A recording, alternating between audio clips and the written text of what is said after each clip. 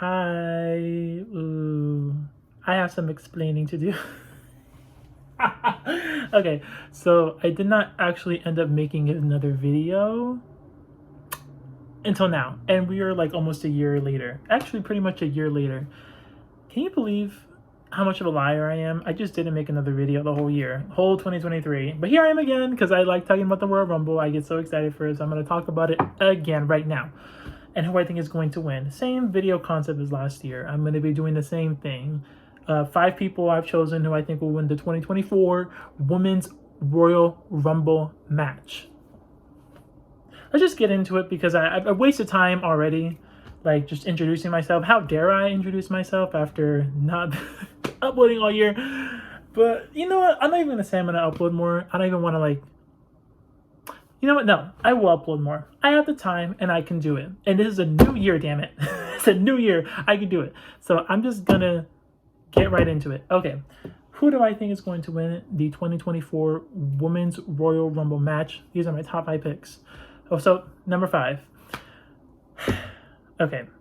You're gonna have to stay with me on this one. It's gonna get very delusional. We are in delusional territory. This is very delusional.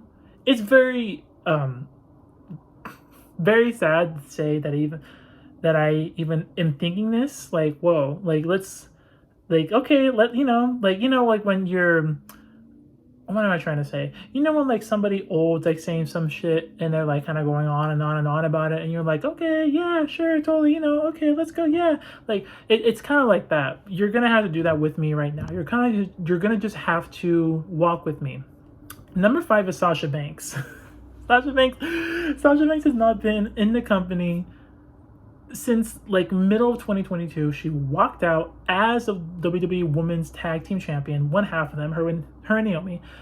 She has since then been wrestling in Japan for like a few months, and then unfortunately she got injured. So that's kind of sad, right? I mean, that's sad. People get injured, but part of the business. But it's still sad. She wanted to do more in Japan, and well, she might do more. And that's where the delusional part comes in because it's like one thing to say that like she's going to come back to the Royal Rumble. That's a big statement. It's literally a whole another thing to say that she's going to win it in her first match back in like a year and a half since she left the company. So, oh my God. I like having my number 5 list. So like that's why I chose her at number 5 because like that's not happening. Do I think she's coming back at least? I'm going to say I actually don't know. Had you asked me like a year ago or like 6 months ago, I would have been like, the fuck, she's not fucking coming back. Even after she got injured, I would have told you like, she's not coming back. I would have told you that. I would have told you she's not coming back. She's going to return to wrestling in Japan when she gets better. Because that makes sense. That's what she wanted to do. But boy, girl, I don't know. I do not know.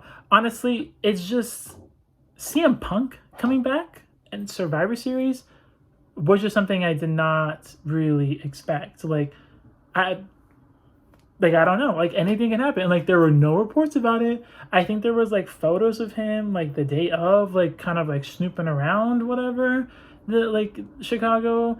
But like that was it. Like I mean, it wasn't. I don't know. So like that was a surprise to everybody. There were no reports about it. There were actually reports saying that he actually wasn't going to come back at all, because there were talks about it before. But then it happened, and like, well, I don't know. I'm not even gonna believe anything that people say anymore. Crazy shit happened last year, and it's like, I mean, anything could happen. If he brought if he brought CM Punk back, he could bring Sasha Banks back. So, I mean, we'll see. We'll see. But she's not winning. I needed 5 people, and Sasha, I mean, makes sense to me. She still hasn't won the Rumble. She was done so dirty in the 2022 Royal Rumble match. They did not treat her well. She got, she debuted number 1. She was number 1, but then she got eliminated like at number 7. Like not even like a third of the way into the Rumble, she got eliminated. What was that? What was that? And then the way they booked Melina, I saw that Royal Rumble, I think, once. And it's going to stay that way because that Rumble pisses me off. It does. Had a lot of legends in it. Cute. But it pisses me off. Okay, number 4. My number 4 pick is Jade Cargill. Jade Cargill, So she has not even wrestled a match in WWE yet. She was part of AEW before. She was like the TBS champion for like 500 days or something. It was like a long time, something like that. And she was undefeated there for a long, long time. And there was a lot of hype because she left the company and then she signed with WWE. Oh, they plastered her everywhere, like every social media. She was everywhere, like Instagram, Twitter, Snapchat, Peacock, like YouTube. She was everywhere. She was Mrs. Worldwide. They were showcasing her around the world for every wrestling fan to fucking see, and they really emphasized how big of a deal it was that she was in the company, and using her name Jade Cargill, which is the name that she went by in AEW. It's cool that she got to keep it. I think is that her actual name? I don't know, but like it's just like they made a really big deal of her being like signed to the company, which I thought was really cool. She's actually yet to wrestle a match though. She was being showcased around the different like divisions: SmackDown, Raw, NXT. She had a few face-offs. I think one with Becky Lynch, one with Charlotte Flair. But like she hasn't had a match yet. I think part of that is because unfortunately her mother did pass away, so that's sad. But like I think she will definitely enter the Royal Rumble. I think it'd be a cool opportunity because this is the first time that it hasn't happened, but if it were to happen, it would be the first time that like a woman has debuted in a Royal Rumble match. Oh wait, never mind, I lied. Karma debuted in the Royal Rumble match. It was in the men's Royal Rumble match, but her first match was the 2012 men's Royal Rumble match. So never mind. But first for a women's Royal Rumble match, we'll say that there. So it's still kind of half true. I flipped the words, but regardless, Jade Cargill, I think she will enter the match, and I think she'll do a good job. I think she'll make it pretty far. I think she'll have a good amount of eliminations, but she's not going to win most likely. There's like a slight chance. I don't know. There's a slight chance it might happen, but I don't think it's gonna happen. She'll have a good run. She'll have a good run in the Rumble, but she will not win. I do not think so. Okay, moving on. So number 3. My number 3 is going to be my number 2 from last year, Liv Morgan. Liv Morgan, let's talk about Liv Morgan. So I actually just rewatched my video from last year before I filmed this because I kind of wanted to see the headspace I was in before watching the 2023 Royal Rumble match for the women. And I was really sad about the state of Liv Morgan back then. I'm a lot more optimistic now because while she didn't really get another world title opportunity in 2023. She did win the tag team titles, I think, twice. And she also actually did return from like the mini injury before her big injury. And when she returned with that mini injury on SmackDown, she got a giant pop. People were like, oh, she's like, wow. And it was like, wow, like that feels so good. Like even though like she's not, I feel like being utilized in the best way, they keep putting her in tag teams. Like she's a solo star, get her out of this tag team now. I feel like they're utilizing her not the best, but like regardless, like the fans still love her. I still love her. The fans still believe in her. The fans still love her. They still are invested in her. They still want to see her win. So it's like, this is good. I feel good about it, And the fact that she had like an incredible showing in the 2023 Women's Royal Rumble match. She entered at number 2 and she was in the final 2. Like her and Rhea went the distance. Like they both are tied for like the longest time in the Women's Royal Rumble match. And I think that's amazing. It's iconic. That was like, she didn't win, but like also it's like, it's fine. She like did amazingly. Like they gave her that accolade. So it's like, I have like a lot of faith in Liv that she could win this Rumble. I could see it. But also the fact that she has been injured the past like 6-7 months, I think, has like hurt her chances, I would say. If she was here the past 6-7 months building up more momentum, having more feuds, being showcased more, I could see believably that she would actually like win the Rumble. But because of that fact that she hasn't been present on TV for a while, I had to put her only at number 3, which is so crazy to say, right? Because like she hasn't been on TV for a while, but like, I still put her at number 3 because she's very over. I think it's very obvious to a lot of people that she should probably be the one to dethrone Rhea Ripley. Her and Rhea have a lot of history. They were number 1, number 2 in the Royal Rumble last year. Liv is the last person to actually pin Rhea Ripley in a match. they were part of a tag team for a little bit. It was one of those makeshift tag teams, but they were still part of a tag team. And Rhea was also the one that, you know, in storyline, you know, put Liv out, you know, for a while. So I think there's like a lot of, I don't know, it just makes sense for Rhea and to Liv to be the one to face Rhea at WrestleMania and to, I mean, hopefully win.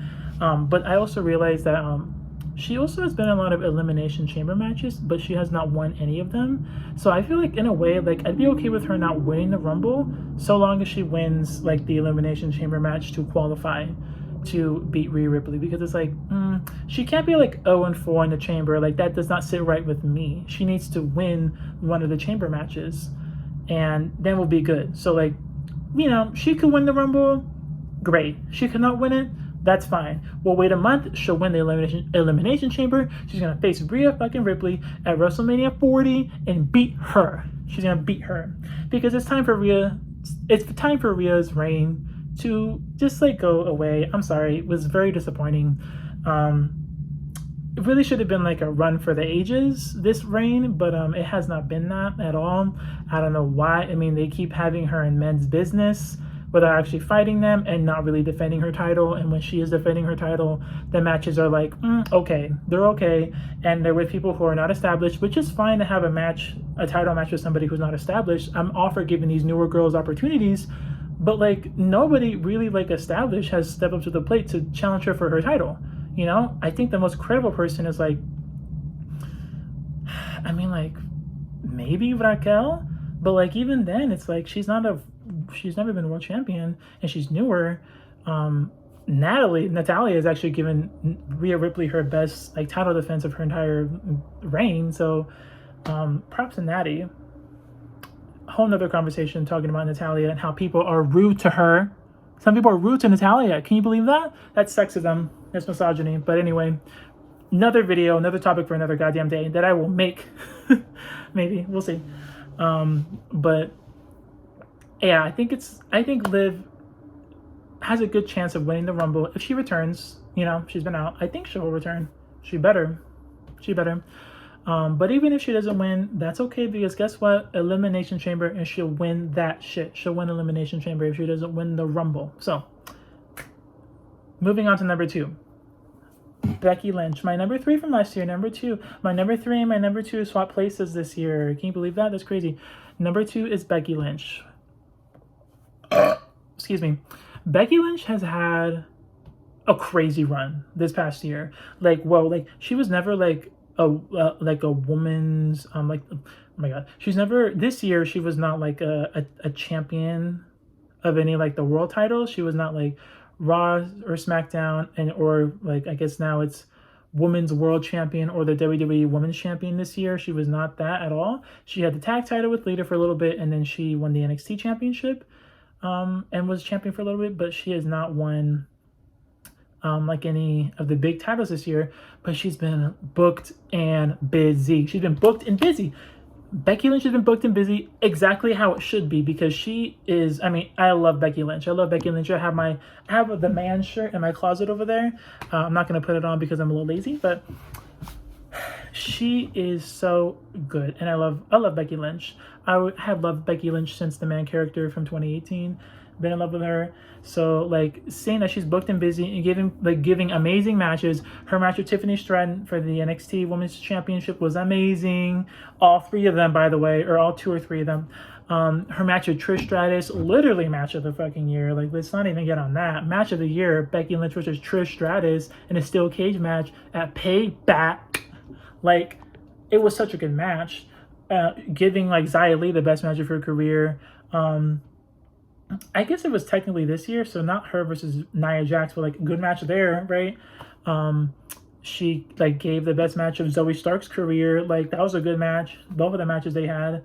Like, she's just so giving. Becky Lynch, there was a very giving year for Becky Lynch. You can tell that she really wants to build up this women's division and have somebody to actually take over the division once she's gone. Because, I mean, it's sad to say, but like, I mean, she said it herself, I think, after Survivor Series and that like press conference that she did, but like she doesn't know how many like how much longer she's going to be like a full-time wrestler for. And that, like, to me, that's like sad. I'm like, oh my god, we're really at this point right now where like Becky Lynch is not going to be wrestling full time. So sad for me. But you know, she's had a hell of a run, and you know what? She's not done yet. She's not done yet. So I think Becky Lynch is like the safest option maybe to win the Royal Rumble match. Because I mean, again, she has won before, but like if there's gonna be a woman who wins it twice, it's gonna be Becky Lynch.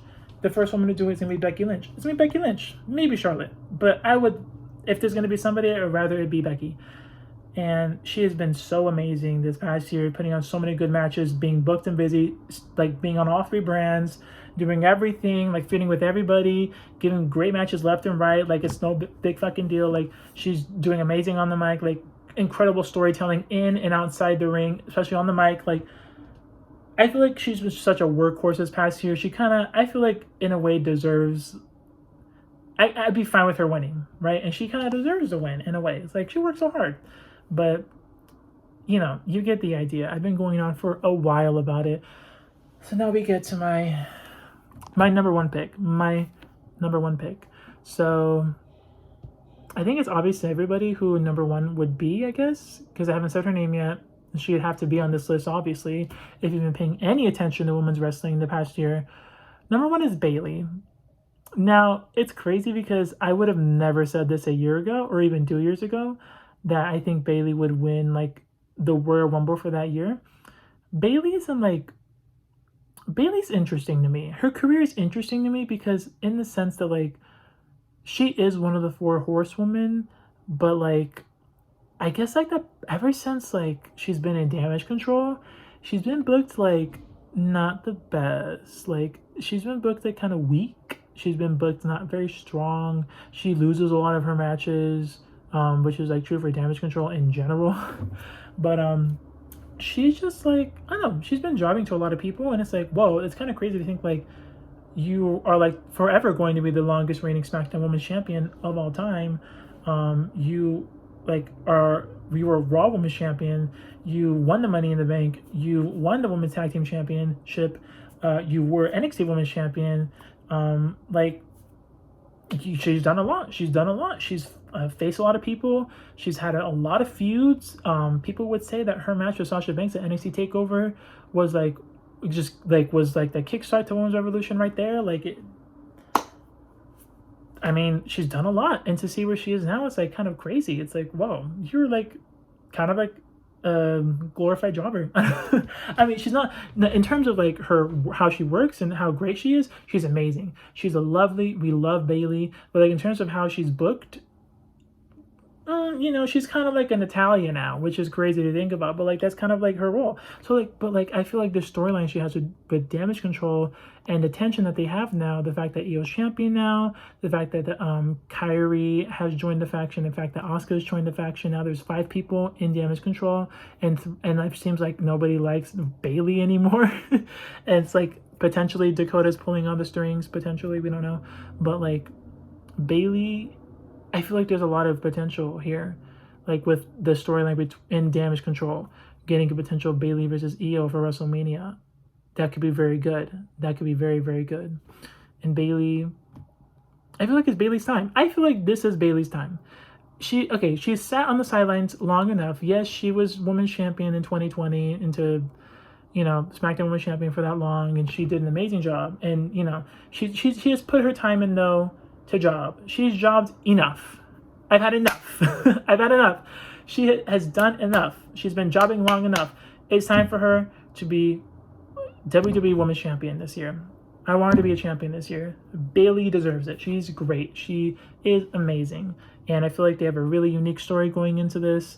I don't feel like Bayley is a person who would be able to win any year, just any year necessarily. Becky Lynch is somebody like that. You could, you know, if you want a safe option, you'd have Becky win the Rumble. And I feel like most people wouldn't be that upset, right? But Bayley, you know, this is a really unique opportunity. I think they should capitalize on it. I think they should. And again, even if she doesn't win the Rumble, she could win Elimination Chamber. But regardless, I think, you know, winning the Rumble would be great for her. I think it'd be great for her. I think it would make sense for that to be something that she would have under her belt. So, yeah, I guess that's my list. A little bit of a shorter video than last year, I think. I'm not sure. I don't know how coherent this is going to be either. This is all one take, and I didn't really practice for it. So hopefully it makes sense. So let's recap. Number five, Sasha Banks. Very delusional, delusional take, but I like keeping things classy. So 5. I had 5 people. Sasha Banks, 5. Jade Cargill, 4.